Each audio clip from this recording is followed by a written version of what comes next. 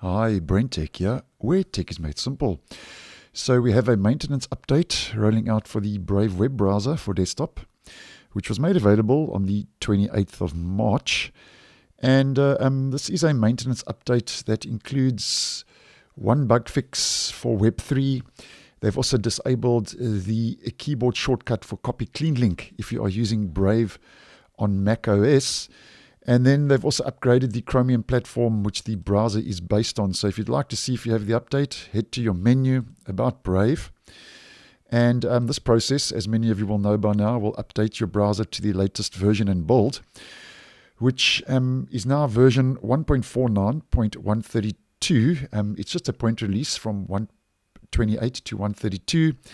And the Chromium platform, I think, is the big one with this update, being upgraded to 111.0.5563.147.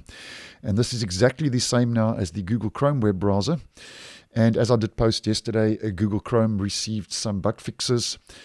I'm also receiving a maintenance update. So obviously there are a couple of issues with the Chromium platform, which the browser is based on.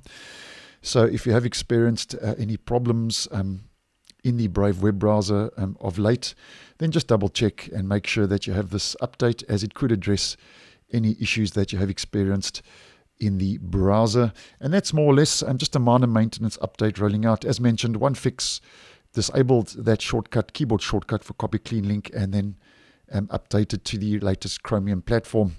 Now, just on a side note, while we are talking about updates, next week, if we head over to the calendar, that's the 4th of April. That will be next week, Tuesday. We are expecting Brave version 1.50, 1.50 to roll out, which will be the next major version upgrade. So if you are using the Brave web browser for desktop, that may be something to look out for. And obviously, when that does start rolling out next week, Tuesday, Wednesday, I will post and let you know about those updates to the Brave web browser. So thanks for watching, and I will see you in the next one.